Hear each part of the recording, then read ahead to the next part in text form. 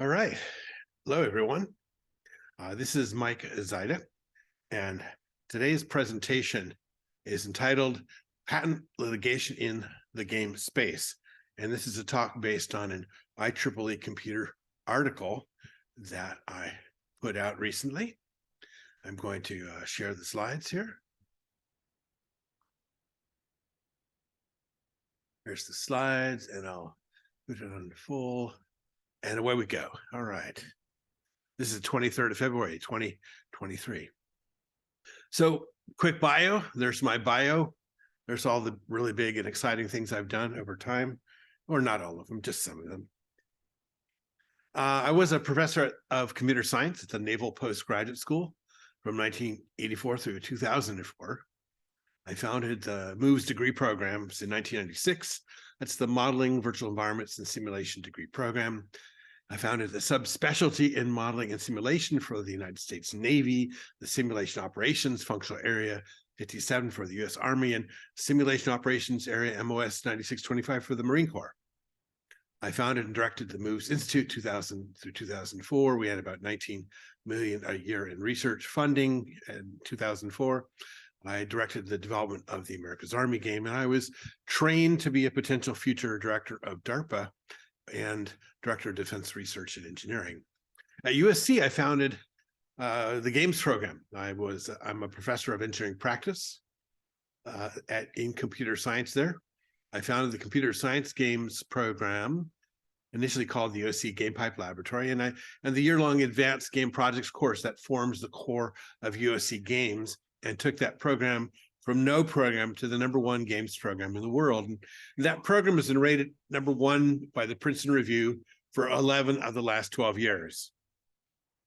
I've graduated 4,000 plus alums that have shipped games played by over 5 billion players, about 250 billion in revenue, and about 2.5 billion in payroll to those alums. So patents, I have some patents. I just wrote a couple of patents during the COVID lockdown with Peter Giocaris and Joe Sardone. And these patents are entitled Movable Display for Viewing and Interacting with Computer-Generated Environments. And this was for our startup company, Athanos. And you can go to athanos.com and check it out there. I wrote 2 other patents at USC entitled System for Encouraging a User to Perform Substantial Physical Activity. And this is with Drew Thukrall and Changwei Tong and Shufan Lin. And we did this with funding from the Humana Innovation Laboratory. And it was a way that you could build a sensor that could determine where you're riding a bike, where you're jumping a rope, where you're running, where you're skipping, and then you could animate a character based on what you knew about that character with a person. Patents. I got another 2 patents entitled Method and Apparatus for Motion Tracking of an Articulated Rigid Body. And these were licensed by P&I Sensor Corporation and turned into a 9-axis sensor for the Nintendo Wii U. So this is actually from a patent to a MEMS part to being inside of a game console. So the paper I wrote for IEEE Computers is entitled Patent Litigation in the Game Space, and it teaches you a couple things. It teaches you how to write a patent and what are the parts of a patent. Maybe you already know, but it's still kind of fun to hear me talk about it. I also talk about patent litigation, how you have to write your patent so that it's perfect with respect to litigation. I've been an expert witness for 58 game and computing companies. I've worked for 38 law firms on 49 different cases, and I am now pretty good at writing patents. So how I started with patents, the first time I filed a patent was as a co-inventor with one of my former students at the Naval Postgraduate School and the other professors and engineers involved in the research. That patent turned into 2 patents, both entitled Method and Apparatus for Motion Tracking of an Articulated Rigid Body. And we designed a 9-axis tracker for tracking the orientation of a limb segment, say your forearm, in a virtual environment, and we want to be able to track that without the problem of gimbal lock. And we turned it into a tech report, and we gave that to the University Council of the Naval Postgraduate School, and that attorney took our tech report and turned it into a patent without asking us many questions. And the next thing we knew, we had 2 shiny issued patents, and the school sent us each $700 for our efforts. And we were happy as pigs in whatever pigs wallow in. So you can see this is our patent. You can see the inventors: Eric Bachman, Robert B. McGee, Xiaoping Yun, myself, Doug McKinney. We had a great fun time building this and inventing the math that went behind it. Later, the research office of the Naval Postgraduate School received an inquiry from a company, P&I Sensors, that wanted to license the patent to create a MEMS part for the Nintendo Wii U. And this went all the way to the Secretary of Navy for approval. And the next thing I knew was the Naval Postgraduate School Research Office was asking for my bank account information so they could deposit my part of the royalty stream. And the pigometer went to 11. The only problem was that none of us on that team really knew how to write patents, so we could write more. Basically, we had an attorney who just took it and did it and was successful. So I think I know how to, under attorney supervision, write patents, how to blow up patents, how to defend patents, how to compute damages, how to license patents, and a whole bunch of other skills not normally found inside of a university professor. I'm going to try and provide you the education I did not have back last century that maybe I know now. What is a patent? If you type the search query, what is a patent, into Google, you get the following: a government authority or license conferring a right or title for a set period, especially the sole right to exclude others from making, using, or selling an invention. I did this right off of Google search on the 9th of June, 2022. So we need to go back in history to see why we have a patent system. And the American patent system was founded by the Act of April 10th, 1790, the bill being inspired and urged by Thomas Jefferson, also known as TJ, then Secretary of State, who had seen during his residence abroad the encouragement and protection extended by other countries to inventive skill and industry, and the exclusive privileges that were granted to the producing of things new and useful in art, science, literature, and mechanics. So we have a patent system to provide protection for inventive skill and industry with exclusive licensing privileges for producing new products from the patented technology. And Thomas Jefferson was the first head of the patent office, and additionally an inventor and patent examiner. And Thomas Jefferson was thinking that a patent system would encourage the creation of new inventions and technologies and make the country a better place. Maybe. So the patent system is what it is based on its historical foundations. If applied properly, licensing fees will be acquired by inventors so they can invent additional technologies to better their lives. And this is not always what happens. Sometimes you file a patent, it gets issued, and then nothing happens. Why write and file patents? If you're working in the games industry or a professor that creates new technologies for the games industry, there are multiple reasons to write and file patents. Startup. If you have a startup that created this patent, then filing and prosecuting that patent provides intellectual property protection for the core idea behind your startup. Maybe. By the way, patent prosecution describes the interaction between applicants and their representatives and a patent office with regard to a patent or an application. So patent prosecution, when I first heard it, it sounded to me like we're prosecuting a patent for some crime, but it's actually the process and the interactions to getting a patent awarded. Investors will almost certainly be expecting to see that a tech startup has patents, or at least patent applications on file. If you're a large company, if you're part of a large company, filing and prosecuting patents is helpful in protecting your IP and also somewhat helpful in protecting your company from patent litigation. A patent portfolio can also be the basis for a patent licensing revenue stream. Filing and priority date are key, and the earlier you file, the better chance you have of maybe owning the IP space. Fire sale. If your company runs out of funds and totters on bankruptcy, then having a collection of patents or an essential patent that you can sell is useful for some quick cash. Even if your company is doing fine, it might want to sell patents, especially if they're in technical areas that are no longer core to the company. You might even be able to sell your patent to a non-practicing entity, an NPE, for a share of any proceeds from litigation. I didn't realize that until recently you would do that, but that seems to be a business model. If you're a professor or student, patents help you get new positions, promotions, consulting, and maybe even an expert witness gig. Top 10 universities are usually super supportive of patent prosecution by faculty, as it is a potential source of revenue. Non-top 10 universities usually have no credible patent prosecution or licensing soul. They will say absurd things like, we will prosecute your patent if you raise funding for your startup and use those funds to pay for that prosecution of that patent, with the university still being the assignee and your startup being a licensor of that IP. Or, we don't want to put money into patent prosecution, as we will probably make more in donations from the companies to whom we would have to send demand letters. Or even worse, the university will say something like, we spent all our prosecution funding on our annual TEDx event. Oh, good grief. So some universities just do not want to do patents. Protection from NPEs, non-practicing entities, or pejoratively called patent trolls. If your key patent was filed some time ago and your company is now worth over $1 billion in valuation, congratulations, your company is now worth over $1 billion, but also condolences, as you now will become the target of NPEs and competitors. If you have a well-done patent written in tandem with solid attorneys, and your patent coverage is sufficiently broad to cover what your company actually makes, then you should be in better shape. You may end up in patent litigation with a defense cost of just a measly $10 million per year until settled, though.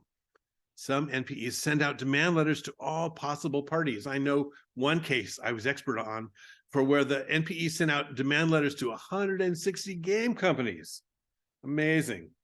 Crazy. Sometimes you make money from patents and receive royalties, and it's like Christmas. You notice that I put that on a slide all by itself because sometimes it's really important. How to write patents. So writing a complete patent by yourself is somewhat possible, but you really do need an attorney to take what you have drafted and then put your technical scribblings into proper form for submission to the USPTO, United States Patent and Trademark Office. This is especially true for the claim language, which I cover in more detail later. Now, attorney selection is key. If you are inside of a university that is not a top 10 university, most likely your patent prosecution will be subbed out to a random law firm for prosecution. If you are a computer scientist working on new virtual reality technology, and your patent is in that space, ideally you would like the law firm used to have strong experience in that technical space. This is highly unlikely, as the university selected the outside law firm some time ago for some other reason, probably to take care of internal scandals, or in the previous patents they filed were not in the tech space, but something different like chemical engineering. Selecting the wrong law firm with an improper background will extend the length of prosecution to an unacceptable infinity of time, as that law firm struggles to understand what you gave them. They will also begin changing all your terminology into something they do understand, which will make your patent sound crazy and uneducated. I believe you'll receive my message on attorney and law firm selection. I have my favorite attorneys for patent prosecution and will not disclose them to you, as I don't want my patent prosecutions to take forever as you pile on work onto them. Provisionals are for procrastinators. Also, please write the patent as much as you can and skip filing a provisional. A provisional application is a legal document filed with the USPTO that establishes an early filing date for your invention and gives you 1 year to file the patent application with that early filing date. Provisionals are for procrastinators. Once again, don't give the university the ability to file a provisional for you and then say, we have run out of prosecution money and can't file the patent. Put them into the corner with this straightforward move of handing them the complete patent. So I'm going to assume that you are smart and that you want to do as much of the patent drafting yourself so that the attorneys that prosecute your patent don't have to make up too much of your patent out of whole cloth. This is important for speed in patent prosecution. So what I'm going to do is tell you about the key parts of the patent that you ought to write. And I'm going to tell you the order in which you should write them. This will seem quirky, but stick with me. You might look at US patent 10,685,051 B1 as an exemplary patent as we go through the parts of a patent. This is a patent that Peter Jokaris and I wrote. I wrote the claims, and not one word of the claims was changed from submission to the issuing of this patent. Patent title. The patent title is a 10-word or so title, and make this title so that it tells the reader the ballpark area of what the patent is about. I always tell my PhD students, write the title first, and that if they can't write the title, they don't know what they're doing. So write this first. There we go. Movable display for viewing and interacting with computer-generated environments. We got a title. Applicant, inventors, and assignee. Applicant is normally the company or university that is filing the patent for the inventors. Applicant can also be a person. Inventors. Inventors are the people who did the work that will be detailed in the patent and covered by the claims of the patent. Sometimes this is a long list. Remember that the best way to make a blood enemy in a university is to leave an important co-author off of the paper you have just submitted. The same is true for patents. Make sure the lead inventor is first, and the name order after that is the second inventor, and so on. Have this locked down before you hand your draft patent to the attorneys for prosecution. The list should include all of the people who contributed to the ideas claimed in the patent, but should not include people who made no such contributions. Removing or adding a name later in the prosecution process can cause huge problems emotionally, legally, and bureaucratically. Assignee is the owner of the patent, and normally the university or company where the work was done. If you are in a non-top 10 university, your university might ask you to personally fund the patent's prosecution, with the university still listed as the assignee. This is part of why they are not a top 10 university. All this stuff ought to be easy. Yeah, all of the applicant, inventors, and assignee stuff ought to be easy to just write down. If you're having a problem with being able to do that, stop and fix those problems now before bullets fly. Your attorney will help you sort out any issues with these items. References cited are US patent documents, the foreign patent documents, and other documents. Technical papers published somewhere in an archival form. This is just like publishing a paper you're submitting to a conference or a journal. In patents, the length of this list is something to carefully consider. If this list is long, you're potentially giving the patent examiner more ammunition for a rejection during prosecution. However, not disclosing something relevant is a no-no because it can make the patent unenforceable for inequitable conduct. If a cited document is listed in your patent, it is harder to use that document as prior art to overturn your patent later if there is litigation. That's a very important point. One patent I worked on for a case had 4 pages of other documents listed in 6-point font. They listed all textbooks and key technical papers on computer networking from the birth of networking to the filing date of their patent, with the hope for infinite protection from prior art.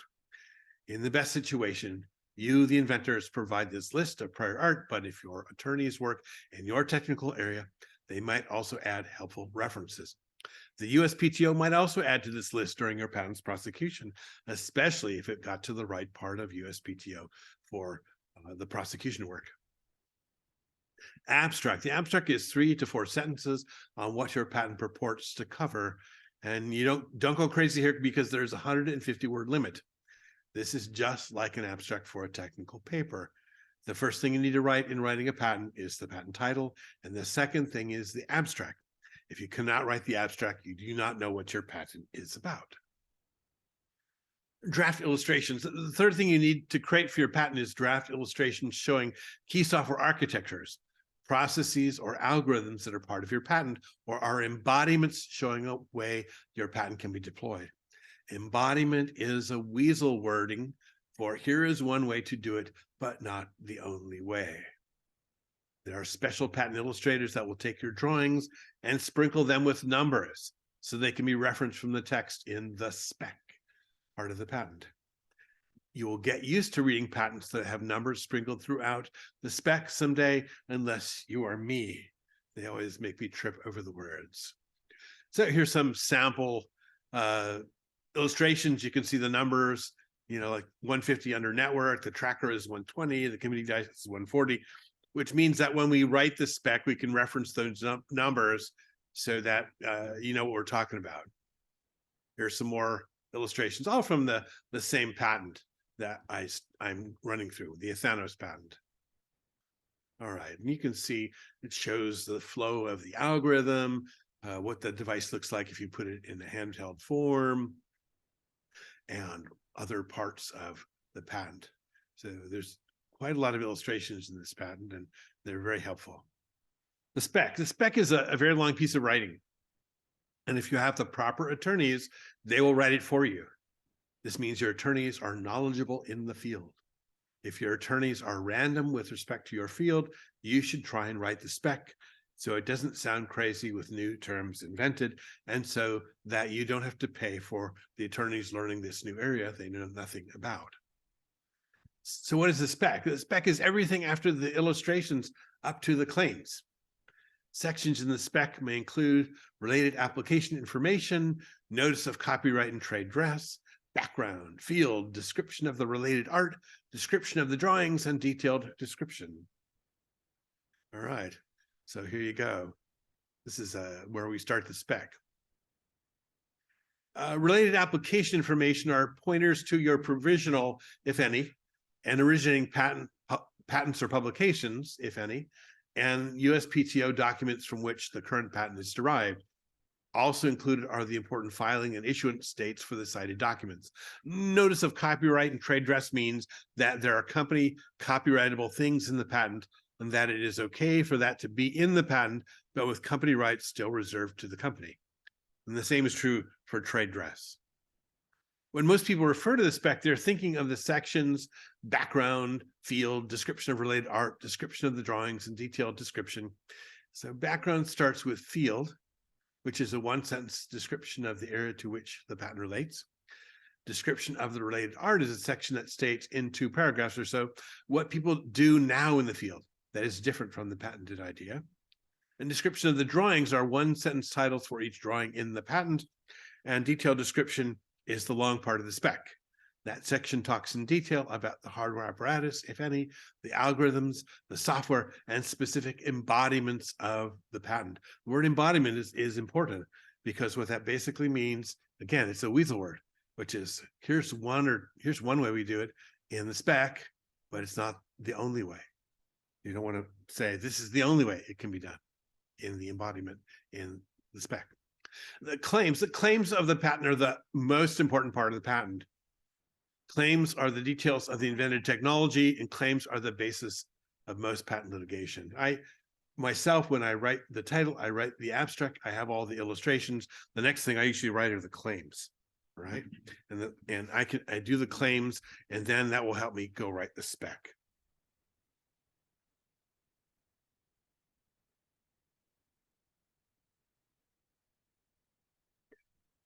Okay. All right. Here is, it is claimed, a system for viewing computer-generated content comprising. Let's pull out 2 sample claims from the patent. It's a system for viewing computer-generated content comprising a movable display, including a display screen, at least one tracker for tracking the movable display, a computing device configured to generate the computer-generated content, wherein the movable display is configured such that movement of the movable display relative to a viewer's head is detected. And you can see all those bullet points. Those bullet points are elements of the claim, right? And then down below it says, number 2, the system of claim 1, further comprising a head-mounted tracker for detecting the second position and the second orientation of the viewer's head. So here it is, claim 1 and claim 2. Let's start with claim 1. Claim 1 is an independent claim. And the first line is the preamble of the claim, a system for viewing computer-generated content comprising. Then the rest of the indented phrases are the limitations of the claim. So the inventors are claiming the invention of a system for viewing computer-generated content containing each and every limitation of that claim. So this provides IP protection for the inventors for systems that literally match all the limitations in that claim. If someone comes out with a system and it can be shown that that system matches all the limitations of that claim, then the patent owner can start with a demand letter to the developer of the system for royalty payments. And if an agreement cannot be easily reached, the inventors, through their attorneys, can file a complaint of patent infringement. Necessarily, this is an overly simplistic description of an extremely complicated topic, but this is just a tutorial and not comprehensive. Doctrine of equivalence. By the way, even if a system does not literally match all of the limitations of a claim, the system might still infringe under what is known as the doctrine of equivalence. But that is also a very complex topic, and you need to have this discussion with your attorney. Claim 2 is a dependent claim. Basically says everything in claim 1 plus further comprising a head-mounted tracker, which adds an additional limitation to the claim. I will not go into the complex topic of why you may want to have dependent claims. That is, again, a topic for a chat with your attorney. All right. I'm just going to show you all of the claims of this patent, and this particular patent, I think, has 20 claims. Patent litigation. Patent litigation is all about the supposed infringement of patent claims of inventors by companies that have built a product using the inventor's ideas without properly taking out a license for the use of the inventor's developed intellectual property. There is a complainant side, the plaintiff, and a defense side, and piles of attorneys on each side. And most importantly, expert witnesses that opine on technical issues involved in the litigation. An expert witness is a specialist who works with attorneys to sort out the technical issues in cases of patent litigation. Usually an expert witness holds a bachelor's, a master's, or a PhD in the required technical field, computer science, electrical engineering, ... Sometimes a lesser education background is accepted. Sometimes even members of Mensa show up as experts, and it's usually easy to win against them. All right.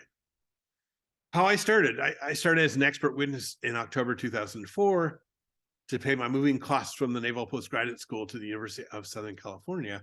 I had no idea how long the expert project would go on. I figured it would be over in 90 days. It went from October 2004 until March of 2008, with my parts in this litigation being bursty, on for 3 months, then asleep for 6 months, then awake, and then asleep. I have a lot of experience as an expert in patent litigation. I've been in some 49 cases of patent litigation for some 58 game and computing companies and some 38 law firms. And if you care, here are all of the computing companies. They are all the big companies in games and computing. Expert witness law firms, these are all really great law firms. What does an expert witness do? An expert witness works with attorneys to provide an opinion via declarations, depositions, and testimony on invalidity. Is there earlier prior art with all the limitations of the claims in the litigation? Non-infringement. Does the game or technology in suit not perform all the limitations of the claims in litigation? Damage computation. I generate a model of what potential licensing fees might be should our client, the game company, have to pay them. I learned patent litigation on the job. So as being an expert witness fun is fun and profitable. The one thing I can say about being an expert is that I now know how to write patent claims really well. The last 3 patents that I wrote the claims for were submitted to the USPTO and came back as issued patents in 5 months without any changes. So super valuable from that perspective. Do this and become excellent at drafting patents. Figure 3 is my attempt to provide a high-level technical scope for the kind of issues that I have seen in my expert witness experience. It is high level as the actual details have a timeline component not shown in the illustration, and high level as the details are more complex than this. I'll try to make this fun, so do not fall asleep. All right, so you'll see game network software architectures. I have been in many places there. Purported IP theft, Many cases there. Hacker tools to level up your character or crash the server. One case there. Processors and graphics hardware architectures, many there. Compression and encoding, oh boy. Digital rights management all over the place. Texture map compression all over the place. Game consoles in a trailer, just one case. VR, AR, XR games. You can see one is Federal Trade Commission versus startup acquisitions by big tech and tech mergers. So this is kind of the experience I have. Maybe I'll talk over some of this. Game network software architectures.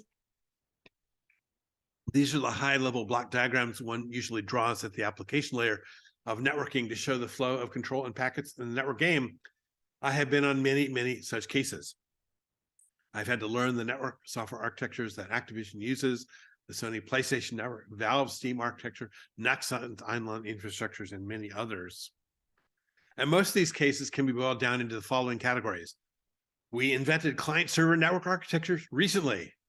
I've been on probably 5 cases like that. We invented the idea for the web, and now we believe it applies to online games. The algorithm in our patent doesn't work, but we are still demanding payment from you. And the algorithm isn't efficient, and no one would ever do it that way, but we are still demanding payment from you. This is kind of the type of cases I end up with. And this is a diagram that I've stuck in many cases, which is, here are all of the different types of network software architectures from probably 1970 to 2010, in which it became quite clear that everybody was doing client server. That's the blue. None of these have contributed anything towards new technologies. I think you get my point. None of these it's nothing that TJ wanted to happen. But what is very important to know, when a demand letter arrives at a game company's door, that company must move heaven and earth to defend itself, its game and its technologies. The defendant cannot just ignore that demand letter. Patent law seems backwards from normal law. The plaintiff can accuse the defendant of infringing their patent, and the defendant has to defend against and prove it's not so, which is very expensive. In normal civil law, the accuser must provide the defendant violated the law. In patent litigation, this is almost backwards, because if the defendant does not show that its technology is not violating the patent, then only one-sided evidence will be coming from the plaintiff. By the way, a defendant can also win if it shows that the patent is invalid and should not have been granted in the first place. But that is another complicated topic I will get into here. Purported IP theft means that the plaintiff has accused the defendant or the company of having somehow used their intellectual property without permission or paying a licensing fee. There are many types of purported IP theft. Source code theft accusations usually mean that somehow someone has gotten the plaintiff's source code and potentially used it inside of the defendant's game or technology without permission or license. Now, proof of this usually requires a clean room with 2 machines, one with the plaintiff's source code and the other with the defendant's source code. Experts are hired by both sides to compare source codes by looking at 2 separate monitors on 2 separate computers, and this is excruciatingly painful and unfun. Once these 2 computers are set up and this process starts, if the companies are both real game companies that make money, they will then rapidly get to settlement once they realize how amazingly expensive such source code comparison is. Excuse me. Art theft is similar to source code theft. Litigation usually starts by someone noticing that the bar scene in game 1 looks amazingly similar to the bar scene in game 2. Again, the 2 computer setup described above will get built, and settlements will follow for real game companies once they realize that art comparisons are more expensive than source code comparisons. Gameplay theft is the idea that game 1 has exactly the same gameplay as game 2. There are many accusations that are along the lines of, you copied our game and changed the art. This is very hard to prove and hard to litigate.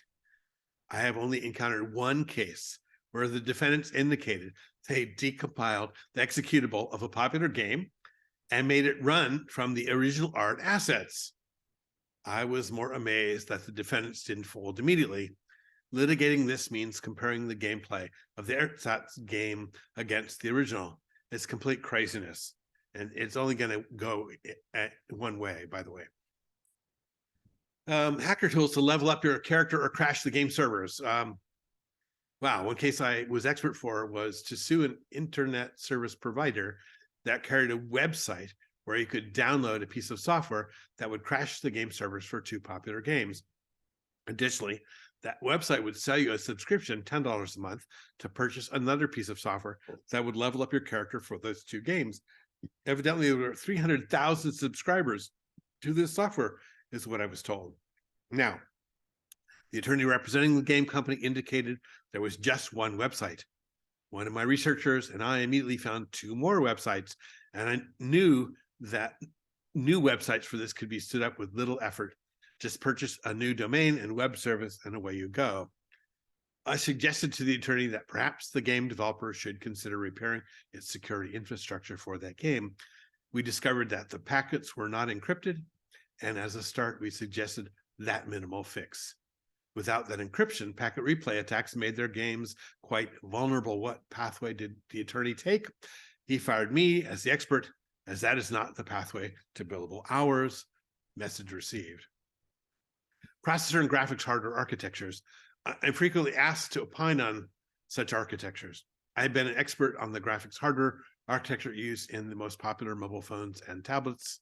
There's always someone who has a patent on a small piece of technology that they believe is the be-all, end-all that makes the iPhone happen. Well, the accused infringing implementation has to perform all of the limitations of the claim or claims in suit, and the plaintiff has to prove that is so. Defendants in such cases usually are able to show that they don't do it that way at all, or they do it without some of the essential claim limitations, and the suit moves rapidly to settlement or summary judgment. Instruction ordering nonsense. One case I had in the graphics hardware architecture space comes under what I call instruction ordering nonsense. The patent in suit kind of looked like this. Execute a computer instruction and set condition code 1. Execute a second computer instruction and set condition code 2, and execute a third instruction to branch on condition code 1. It was very confusing to me. I was saying, what was step 2 about? Well, it turns out this is a case of what I call patent prosecution cruft. In looking into the file history for the patent, you can see that originally step 2 did not exist in the claim. The USPTO rejected the claim as branching logic was there at the start of computing, but somehow the patent owner was able to convince the USPTO that if they stuck step 2 into the claim, that it was now new technology. That took a lot of effort and time and money for the game console maker and the graphics hardware company to get to the summary judgment. No contributions to new technology involved. Graphics algorithms for texture compression are a popular expert witness topic, and again, the plaintiff usually represents these as the be-all, end-all technology for whatever platform they're suing. It normally boils down to a damage computation declaration where this new algorithm is compared to another compression algorithm for which a low-cost license has already been obtained. Digital rights management architectures are a frequent patent litigation. DRM has been around for just about forever, and there are always new patents that claim to have invented DRM recently. I had to learn the architecture of Steam for one such case. Virtual reality, augmented reality, mixed reality, and their technologies useful for games are a huge litigation area now. They are all knocking on my door.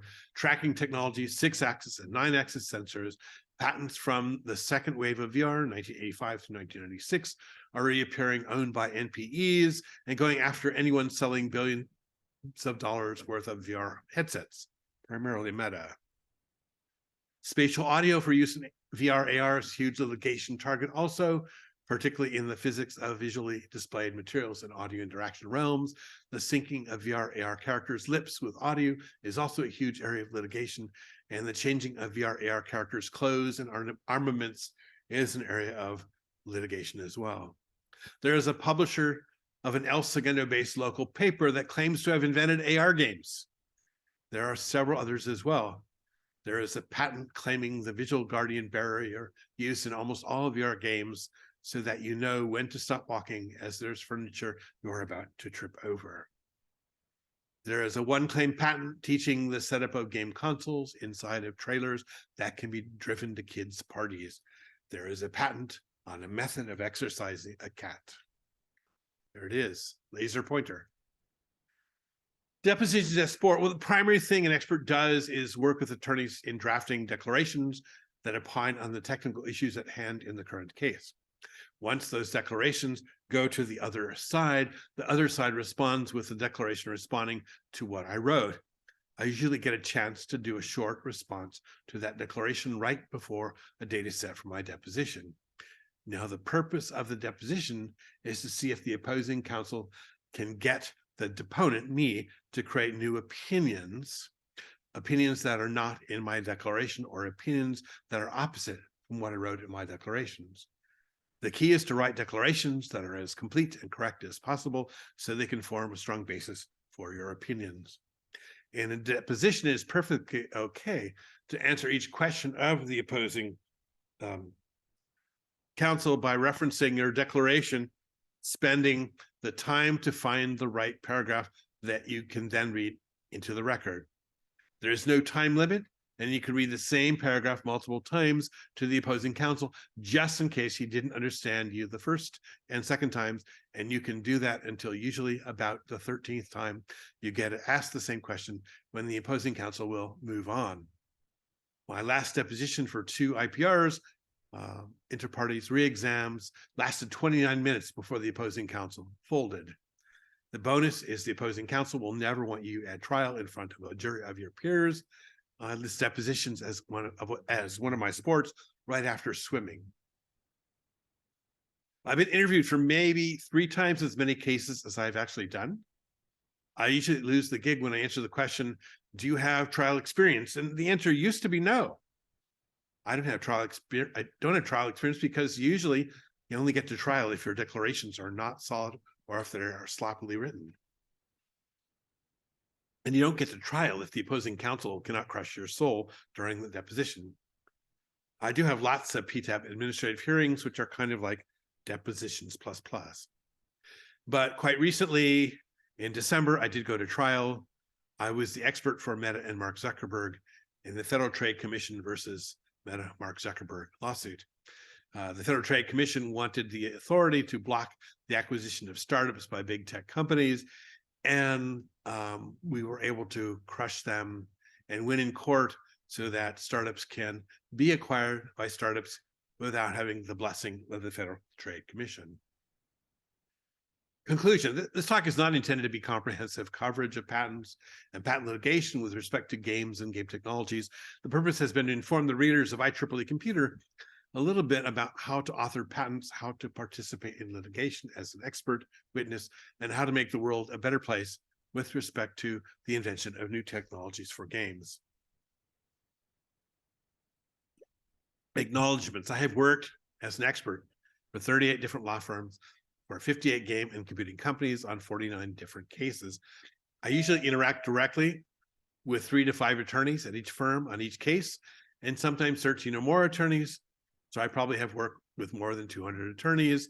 On the Federal Trade Commission versus Meta lawsuit, I went to trial with 47 attorneys on my side and 15 on the Federal Trade Commission side. I did 3 depositions in a row, once for one law firm, and the opposing counsel for that case tried to hire me for their next case. All right. I have some of my favorite attorneys. Eric Bresch of eRise, formerly of Shook, Hardy & Bacon, taught me about the role of the expert in patent litigation at the very start in 2004. He is greatly appreciated by me. When I organized the continuing legal education course for the LA County Bar Association, I invited Ray Barcelo of Barcelo, Harrison, and Walker, as I've done many projects with Ray, and he is a great attorney. Ray did a great read and a revision of this article, and I thank him for that effort. Josh Harrison of Barcelo, Harrison, and Walker is the best prep attorney for teaching you how to do a deposition. I crush the spirits of opposing counsels because of his teachings. Some other attorneys, Sonal Mehta of Wilmer Hale, David Rokach of Kirkland Ellis, Andy Brown of Quinn Emanuel, and Ellison Turner of Kirkland Ellis are all outstanding attorneys with whom I have worked as well. The others I do not mention are also great. I just cannot list them all.